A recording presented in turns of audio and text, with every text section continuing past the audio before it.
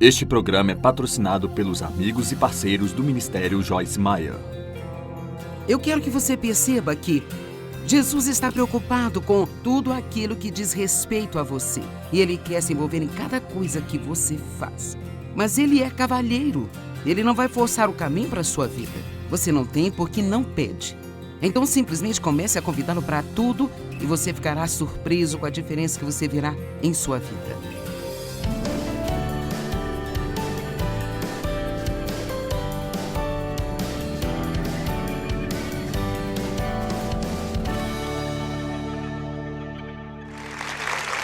Bem-vindo a Desfrutando a Vida Diária. Eu fico feliz por você estar conosco mais uma vez. E eu acredito que quando você ouvir a palavra de Deus que vou compartilhar hoje, ela vai ajudar você a desfrutar sua vida diária. Porque ela o ensinará a desfrutar de Deus. E, na verdade, essa é a única maneira que você pode desfrutar a sua vida diária.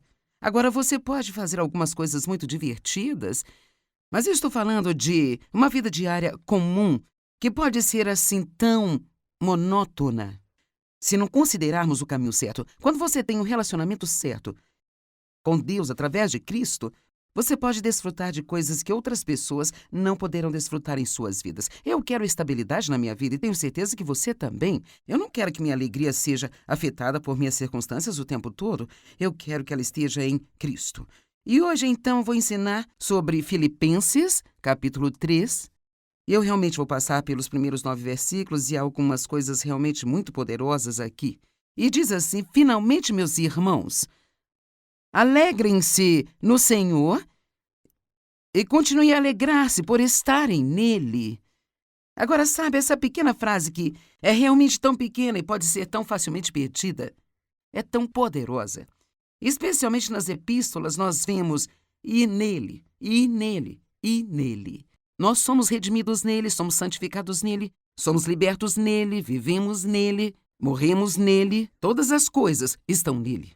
E quando nós permitimos que Cristo se torne realmente o foco central de nossas vidas e tudo o que nós fazemos, a qualidade da nossa vida começa a mudar realmente de forma muito dramática. Eu gosto de continuar dizendo às pessoas o tempo todo que ser cristão não se trata somente de bem, eu vou à igreja.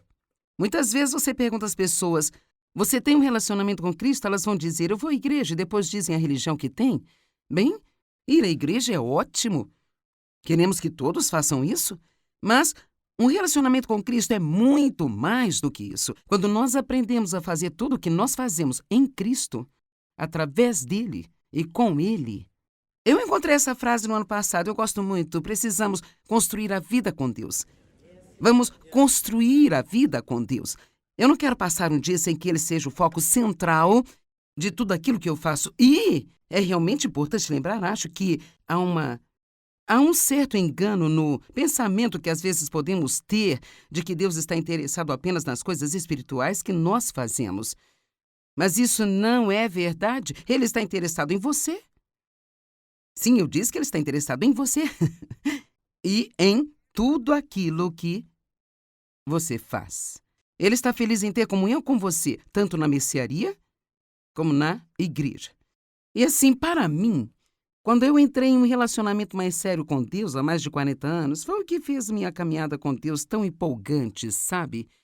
Ao invés de ser apenas regras, regulamentos e esses diferentes formatos que eu seguia, a vida começou a ser sobre ele. E quando eu soube que ele se preocupa com tudo o que me diz respeito, ficou muito empolgante. E assim eu sinto fortemente que eu quero todos vocês aqui. Mas tem pessoas assistindo hoje, tem pessoas solitárias, tem pessoas feridas, pessoas que não conhecem a Cristo, pessoas que conhecem, pessoas que são apenas religiosas e pensam, isso é tudo que existe? Eu quero que você perceba que Jesus está preocupado com tudo aquilo que diz respeito a você. E Ele quer se envolver em cada coisa que você faz. Mas Ele é cavalheiro. Ele não vai forçar o caminho para a sua vida. Você não tem porque não pede. Então simplesmente comece a convidá-lo para tudo e você ficará surpreso com a diferença que você verá em sua vida. Então Paulo diz, escrever-lhes de novo e de novo as mesmas coisas não é cansativo para mim e é uma segurança para vocês. Agora, isso também é importante porque Eu acho que muitas vezes, quando nós ouvimos algo 1 ou 2 vezes, achamos que entendemos e queremos algo novo, sabe? E sabe, muitos de nós, cristãos radicais, nós sublinhamos as coisas em nossas Bíblias. Ou, quero dizer, nós fazemos até mesmo anotações na Bíblia. Imagina escrever na sua Bíblia. Houve um tempo em que eu morreria só de pensar nisso, sabe? E há uma tendência de pensar que se você sublinhou, significa que você sabe. Mas há uma diferença entre saber algo na sua cabeça e saber em seu coração. E tenha isso em mente, nós nunca realmente sabemos nada até que realmente isso esteja trabalhando em nossas vidas. E mesmo quando sabemos coisas, nós devemos lembrar as coisas. Isso sempre me ajuda pessoalmente. Quando eu estudo, porque ensino muitas coisas diferentes em muitos lugares diferentes, então eu preciso estudar muito e ter uma grande variedade. Por estar na TV todos os dias, eu não posso apenas dizer a mesma coisa. E é tão útil você ser lembrado das coisas de novo e de novo e de novo. Isso é o que nos mantém fortes nas coisas. E sabe, mesmo no natural, se eu começasse a ficar meio negligente com meus hábitos alimentares ou não me cuidasse nutricionalmente, eu poderia ir e ler um capítulo de um bom livro sobre saúde ou, sabe, o que um nutricionista escreveu e, cara, de repente eu tenho vontade de cuidar melhor de mim mesma. Então, na verdade, nós precisamos de conhecimento e, sem isso, nós perecemos. É por isso que eu estou realmente insistindo aqui no ministério, para que as pessoas compreendam a importância de se estudar a palavra de Deus. E veja, até agora nós passamos por um versículo do que eu quero compartilhar hoje. E tudo isso nós tiramos de um único versículo.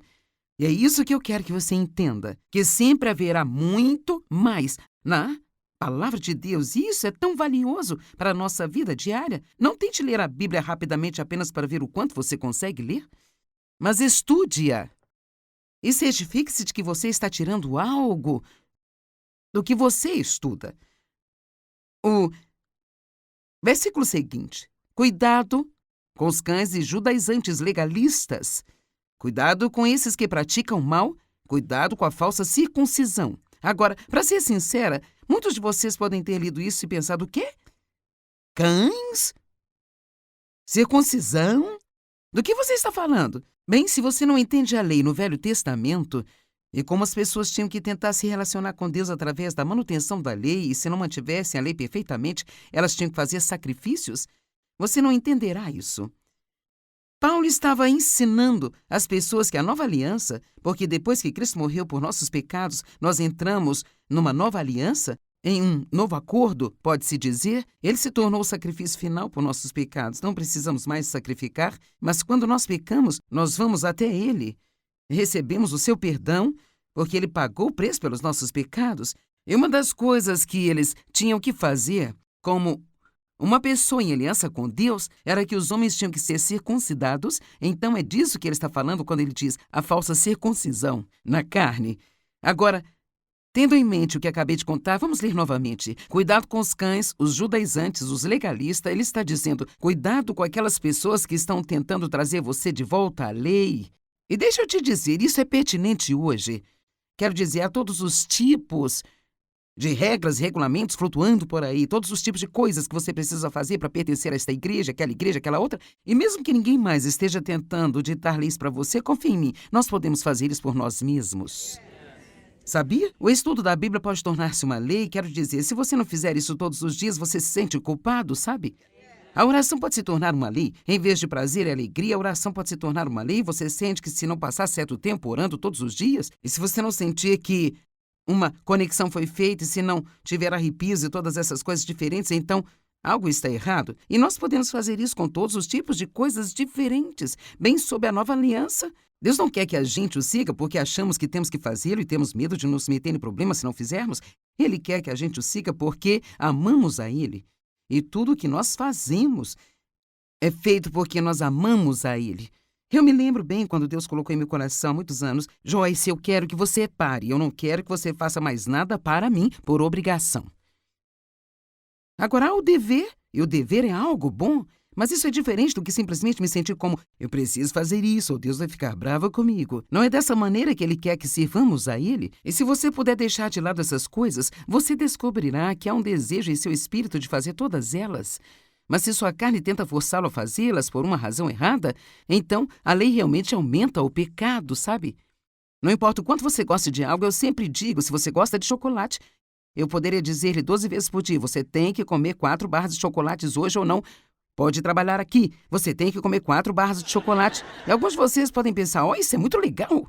Mas eu garanto, não importa o quanto você goste de chocolate, depois de alguns dias você estará dizendo, não, eu não quero chocolate mais, sabe? Se não houver outro motivo, além de alguém estar tentando fazer você fazer isso. Então você entende, então, como isso se aplica à nossa caminhada espiritual com Deus e ao nosso relacionamento com Ele? Deixa eu correr, senão não vai dar tempo. Ele diz, pois nós, os cristãos, somos a verdadeira circuncisão. Nós que adoramos Deus em espírito e pelo espírito. Assim, a circuncisão, o corte da carne, que é o que a circuncisão significa, Deus quer de nós é a circuncisão do coração. Não da carne, nós não precisamos mais mutilar a carne para provar que estamos em aliança com Deus. Ele quer que circuncidemos nosso coração para ter o coração certo. E Ele quer que nós o adoremos em espírito e em verdade. A Bíblia Amplificada diz em realidade. Aqui está a maneira como eu gosto de dizer isso. Não se trata de apenas ir a um culto na igreja e cantar lindas canções e levantar as minhas mãos em louvor ao Senhor. Ou se a igreja que você frequenta não tem isso, senta-se em silêncio ou o que seja. Sim, isto é louvor, mas a Bíblia diz que Ele está procurando por adoradores que adorem a Ele em espírito e em verdade. Então eu posso adorar e não ser um adorador? A maneira como eu me torno um adorador é passando a minha vida inteira com Ele sendo o centro e eu ofereço tudo o que eu faço para Ele em louvor e adoração. Eu quero glorificá-lo em todas as coisas que eu faço. Então ele continua falando sobre a confiança e Paulo, ele diz assim, não confie, nem dependa do que nós somos na carne, nos privilégios externos e vantagens físicas em externas aparências. Bem, podemos fazer uma série de 4 partes, não podemos? Porque, sabe, nós vivemos na era da imagem. Quantas pessoas estão na minha conta no Facebook? Como eu estou quando eu tiro meus selfies? O que as pessoas pensam de mim? O que as pessoas dizem sobre mim? Eu tenho a formação certa, eu estou no grupo social certo, eu tenho uns amigos certos, e então nós começamos a obter o nosso valor e mérito por aquilo que nós temos. Isso não é agradável a Deus. Porque não é errado tê-las, mas Ele não quer que a nossa confiança esteja nelas. A formação acadêmica é um bom exemplo. Quero dizer, sim, a formação é excelente. Eu sou a favor de ir para a faculdade, se você puder, e obter um diploma, seja o que for. Eu não consegui fazer isso, mas certamente não sou contra isso. No entanto, quando você for à procura de um emprego, não dependa do seu diploma, porque há muitas pessoas com formação que estão desempregadas. Então, eu acho que se você depender de Deus, então Ele pode usar a sua formação. Mas se você depender da sua formação e não estiver pedindo que Deus se envolva, veja, Ele pode abrir uma porta certa para você que ninguém mais pode abrir, nem mesmo o seu diploma, sabe? Então, Paulo está tentando levantar a questão aqui que, olhe, bem, vamos continuar a ler o próximo verso, você verá. Ele está dizendo, embora eu tenha motivos para confiar na carne, se algum outro homem pensa que tem motivos e razões para confiar na carne, eu tenho mais.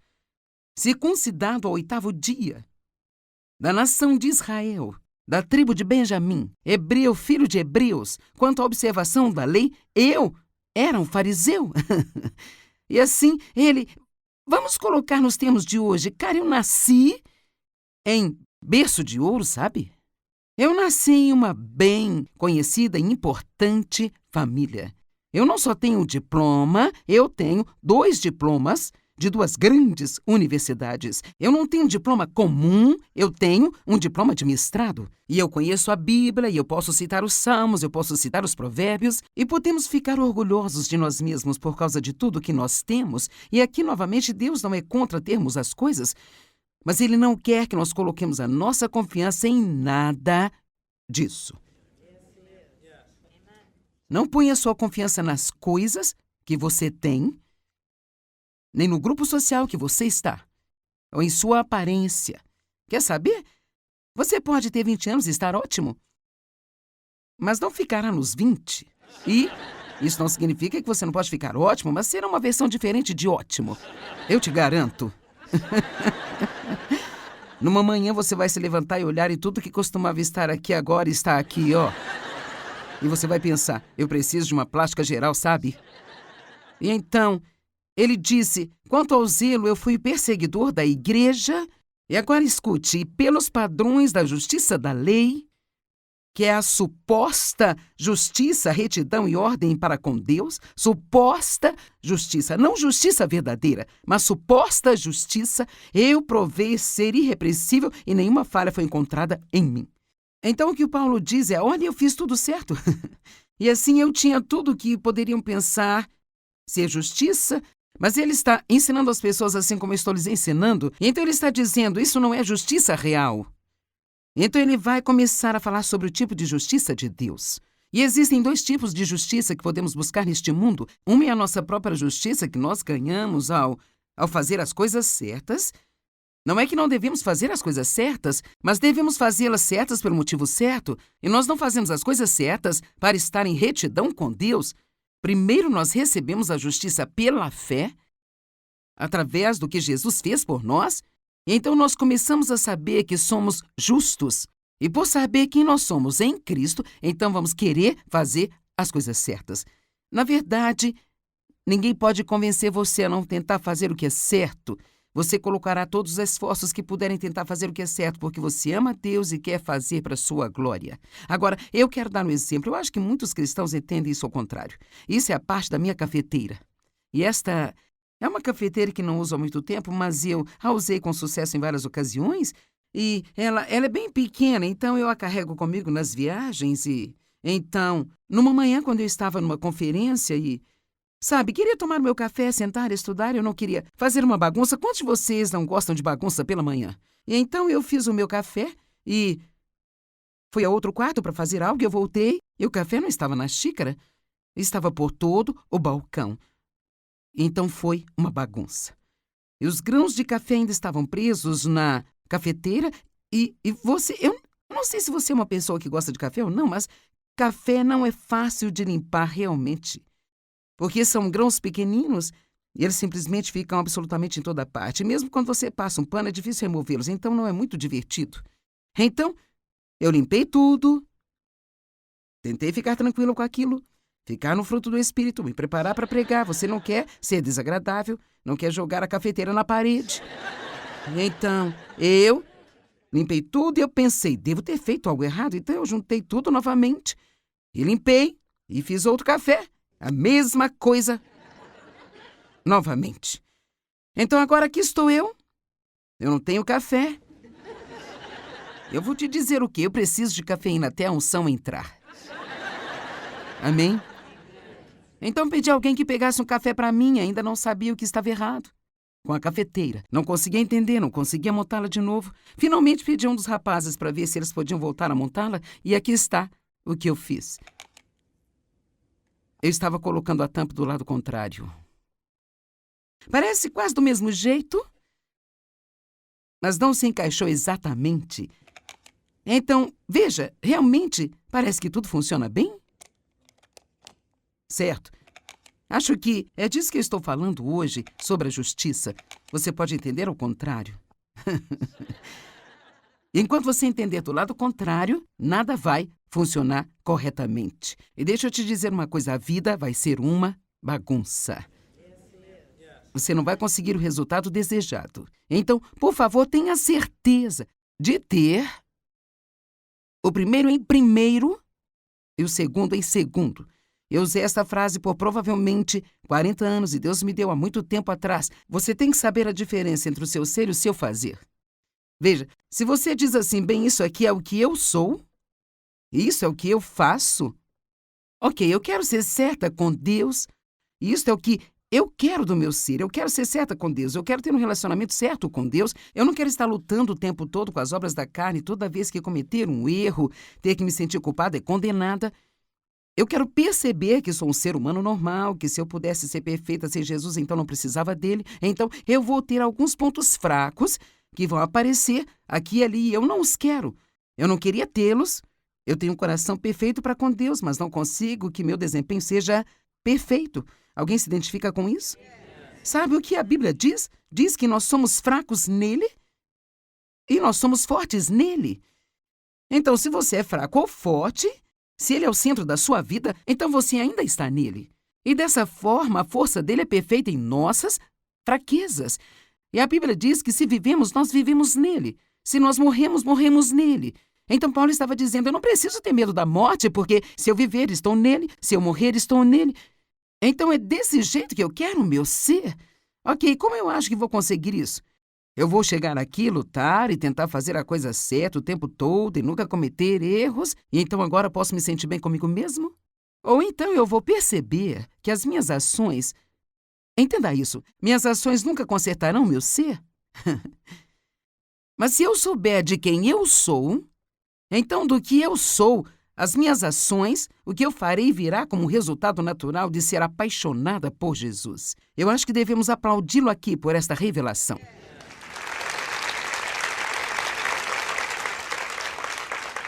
Agora, sabe, existem todos os tipos de exemplos. Há uma grande escritura em Lucas 18, 9 a 14. Então, Jesus contou essa parábola a muitas pessoas que confiavam em si mesmas. Confiavam em si mesmas. Na minha caminhada até aqui, eu preguei centenas de milhares de vezes, mas eu posso garantir que não vim aqui confiando em mim mesma. Se você confiar em si mesmo, essa é a maneira mais rápida de você fazer papel de bobo e cair completamente de cara no chão. E Deus ficará mais do que feliz em ajudá-lo a fazê-lo.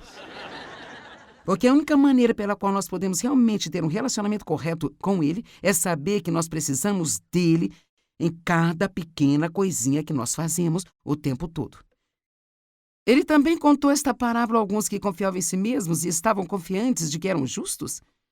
Estavam em retidão e justiça com Deus e desprezavam e faziam pouco caso de todo o resto dos homens. Agora, veja, quando você pensa que sua justiça se baseia em algo que você faz, então você sempre vai olhar para outras pessoas que não podem fazer o que você faz, e se elas não são tão boas quanto você é naquilo que você faz tão bem, então você vai julgá-las e criticá-las porque nós estamos orgulhosos do que fazemos. Em vez de perceber que tudo que posso fazer bem eu faço porque é um dom que Deus me deu. Agora, isso não significa que não devemos estudar e que não devemos aguçar nossos dons e trabalhar com Deus. Não é que não façamos parte, definitivamente nós temos uma parte, mas estou apenas dizendo que não devemos fazer isso ao contrário. E tenho a sensação de que há muitos de vocês assistindo agora e você provavelmente está pensando, como é possível isso ser verdade? Existe alguma maneira disso ser verdade? 2 homens subiram ao templo para orar, um fariseu e o outro cobrador de impostos. Então, um deles era um erudito religioso e o outro era como a escória da terra. Os cobradores de impostos eram as piores pessoas, todos os odiavam. O fariseu assumiu sua posição ostensivamente. Eu acho que era mais ou menos desse jeito, olha. Vamos lá. E ele começou a orar, eu amo isso aqui, em pé, falando para si mesmo. Ele não estava falando com Deus. Ele estava tentando impressionar a si mesmo com suas próprias orações. Eu te agradeço porque não sou como os outros homens. Corruptos, ladrões, vigaristas, injustos no coração e na vida, adúlteros, nem mesmo como esse cobrador aqui do meu lado. Eu jejuo 2 vezes por semana. Eu dou o dízimo de tudo que eu tenho. Mas o cobrador de impostos ficou à distância e nem mesmo ousava levantar os olhos, mas batendo no peito, dizia, ó Deus, seja favorável, seja gracioso, seja misericordioso comigo, porque eu sou um pecador terrivelmente perverso. Eu lhes digo que este homem foi para sua casa justificado, perdoado e verdadeiramente em retidão com Deus. Ao contrário do outro homem, pois todos os exaltados serão humilhados e aquele que se humilha vai ser exaltado. Amém? Vamos, diga-me que esse ensino foi bom. Tudo bem. Uma última escritura eu quero ler para você. Todos pecaram e estão destituídos da glória de Deus. Se você está me assistindo, todos pecamos. Mas o versículo seguinte diz assim, sendo justificados gratuitamente. A única coisa que você precisa para se qualificar para a justiça de Deus é ser um pecador e admiti-lo, e estar disposto a afastar-se disso, e em fé voltar-se para Jesus Cristo e pedir a Ele para assumir a sua vida. E então, nesse momento, de acordo com Deus, você se torna justo com Deus. Então o Espírito Santo trabalhará com você durante o resto da sua vida. para transformá-lo e fazer com que o seu comportamento se torne como Deus quer que seja.